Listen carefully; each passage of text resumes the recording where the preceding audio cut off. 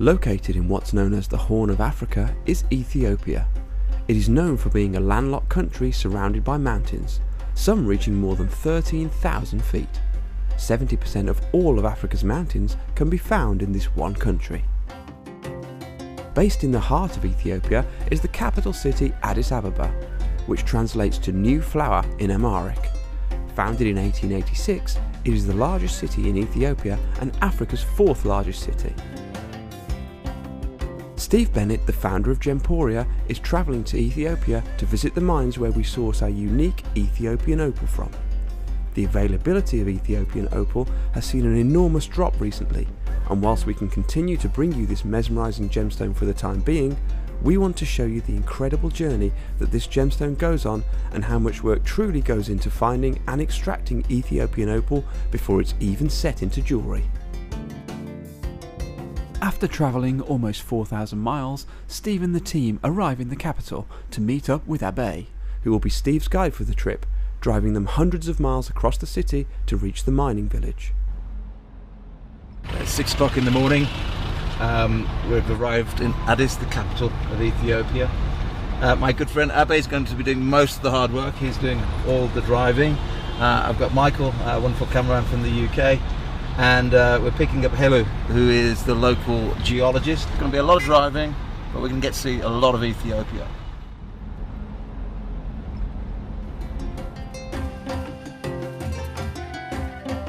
Steve and the team will be travelling for approximately 24 hours by car to Wegeltena in northern Ethiopia, located at an elevation of between 2,500 to 3,000 metres above sea level. The remote village has an estimated population of just 7,200 people. The locals survive on no electricity, leaving the village incredibly cold in the evening and early morning due to the high elevation of the village. Most families in the area are self-sufficient, owning their own field and small cattle, which the majority of the males in the family herd every day. Abe, we had 450 kilometres of nice roads yesterday. Yeah. And how far do we have today like this? Oh, like 90 kilometers. 90k? Yeah. Wow, But so it's still- 60 miles. From Wegeltena, Steve will continue travelling to Delanta, which is a small community the miners have created so they are able to live as close to the mine as possible. The mines themselves are only accessible by a further 15-kilometre journey, followed by a 1 to 2 hour walk. Therefore, even though the miners live close by, they still have to make that long journey to the mine and back every day to allow them to make their living. Wegeltena is one of the most strange mining communities in the world. The actual community live at some 3,000 metres plus on this plateau. And you literally drive up and up and up this windy road, and it flattens out to the top, only about 100 metres wide, and the whole community are here. They live alongside monkeys, alongside baboons, not a pane of glass, very little electricity, and one of the remotest communities in Ethiopia. And I can't wait to meet the people and see where the gemstone comes out of the ground. Every mile or so we come along the road, we come across another settlement. They're all very similar. First of all, they stay near the road because the electricity is only alongside of the roads. We see every settlement has almost the same feel to it, and we've been through hundreds. There's always somebody herding goats, there's always children collecting firewood, there's always people constructing new homes and new settlements, and it really is a country that seems to be developing at quite a pace.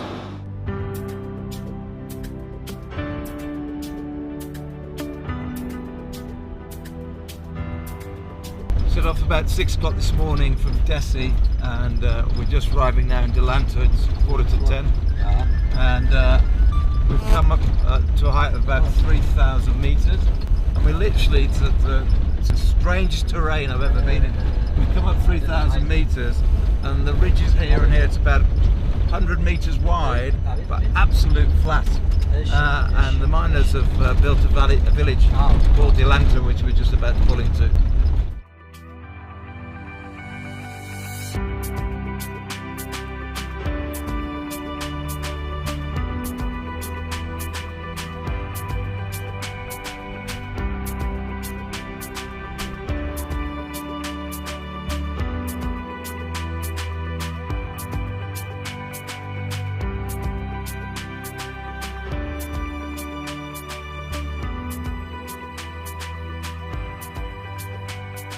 It's quite a trek for the miners, whether they come the 5-hour trip from Desiree or whether they just stay up locally. It's still a trek either way, and now it's a couple of hours walking.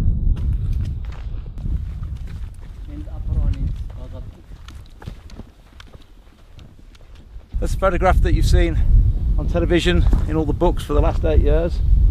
The actual opal is in the central seam here, and we're actually going to go and film now for the first time ever with a movie, and let's go and meet the people and see how they bring us this just sensational gemstone.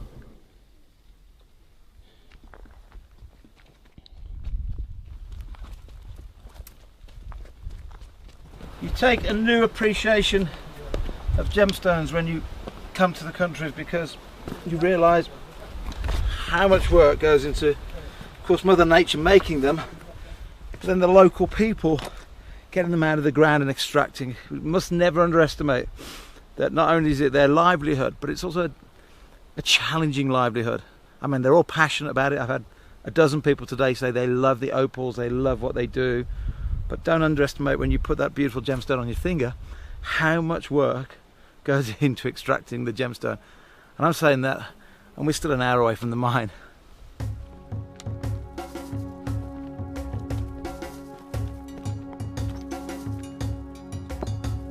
Now 30 minutes, almost there.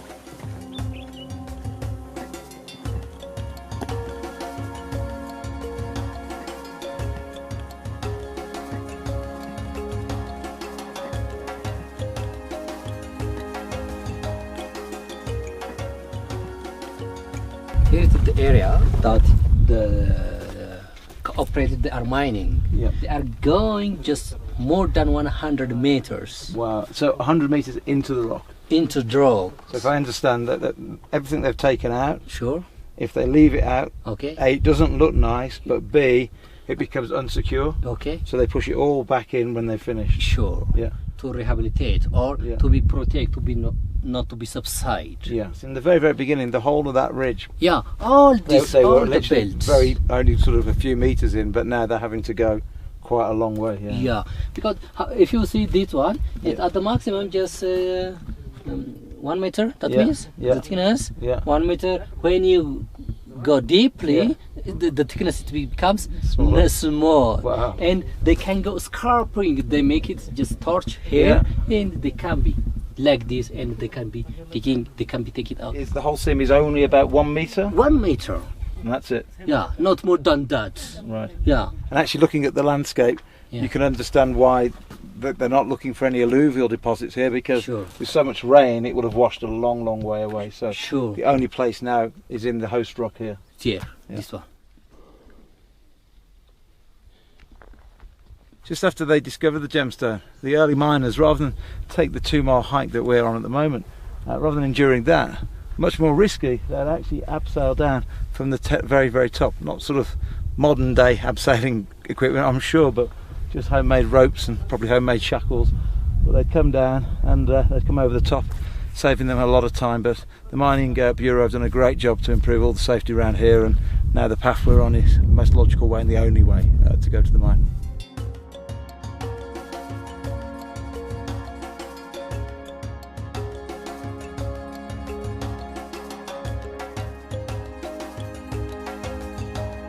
The main seam has been finished for a couple of years, as we've been saying on Gemporia, but this is to the west that I've been talking about in all the documentaries over the last couple of years, and this is a little seam they've now found, much shorter than the original seam, but you can see lots and lots of guys having a go as we speak. Anyway, we're really close, so let's carry on. To extract the opal, the miners carefully cut into the exposed cliff face along the seam. Each hole in the cliff face reaches an average depth of 100 meters. Each worker will bring out the rocks they have found in order for them to check if there is any enchanting opal hidden inside. Once they are finished with each mine, they will fill it back up with the rock debris to keep the cliff face safe and to prevent any mines from subsiding. How far have you gone in? It's more than 120 meters. Wow. Yeah. When you go to you can reach at the top of Yeah. there. Yeah. Yeah, it's And the more cliff. than 120 meters. Well, it's a long way. Yeah. Still they are going to straight way. Straight line. When, when they can get the indicator to the side, Yeah. again they bend it. Yeah. Yeah. The miners have their own methods for measuring how many gems they discover. Traditionally, they will use their arms to measure the length of distance. For instance, 2 arms for them converts into 1 meter. They don't know kg and kilogram. They don't know. What you say that? Yeah. What you say that? You Handful. can get half, handful with hand, this, like this one.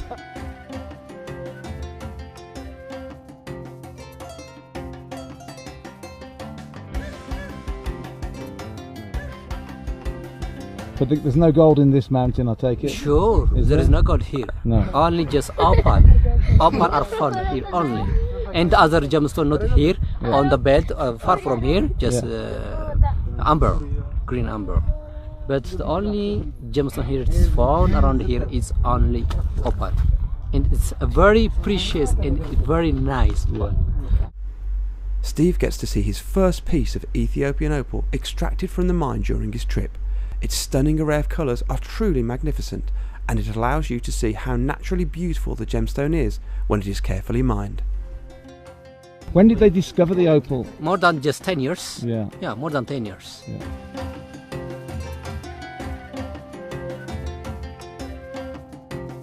How many years has he been mining? Okay, ስንት ዓመት እዚህ ሰርተሃል? 2 years. 2 years. Yeah, I'm working here.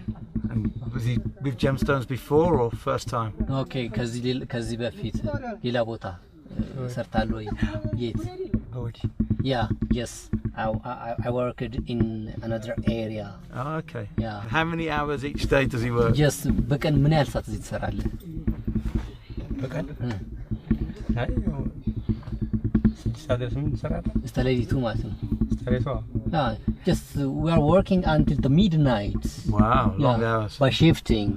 Some are digging, some come Yeah. take it out the scraps, Yeah. and they change it. So take it in turns. Yeah, take turns. So I worked just up to the midnight. Wow. He said. So one person is at the rock face with the hammer, Exactly. chisel, and then Some somebody person else is take it out. moving. Sure. Excellent. By changing, Yeah. by changing. And all by hand, no explosives with the Ethiopian opal. Exactly. Yeah. Opal is not explosive. What's the gentleman's name, sorry? Okay, ስሙ ማን ነው? ሞገስ His name is Mogus. Morgus, Yeah. thank you.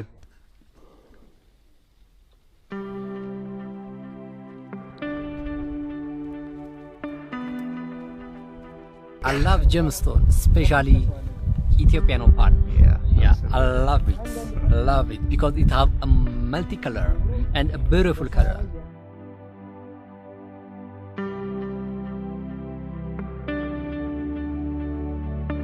So I'm some 20 meters under at the moment, and struggling to get much daylight down below. Tried our normal lights, but we're struggling with those. So we're going to come back up out. But they are finding opals today, which is good news. Not many, but they are finding some, and yeah, very exciting. What an awesome day we've had.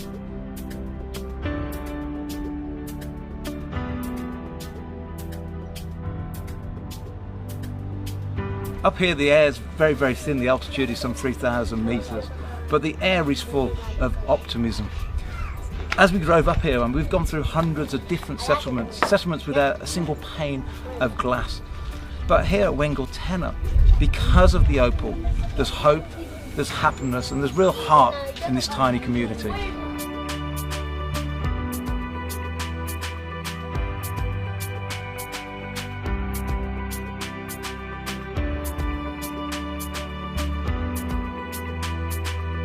Different people love gemstones for different things. You know, my customers that wear the beautiful gemstones love them because of how it makes them feel.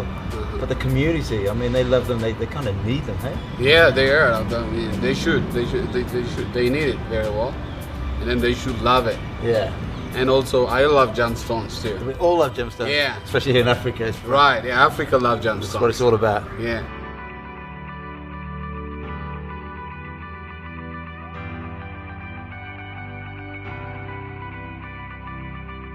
By the end of this journey, Steve and the team have seen some absolutely exquisite sights, as well as meeting some incredible people.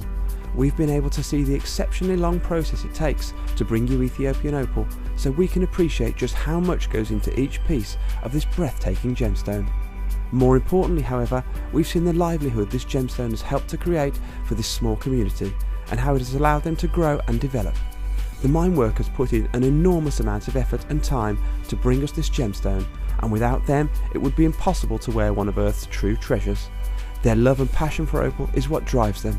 It's also what drives us to create jewellery that does justice to their efforts and showcase what a stunning gemstone Ethiopian opal is.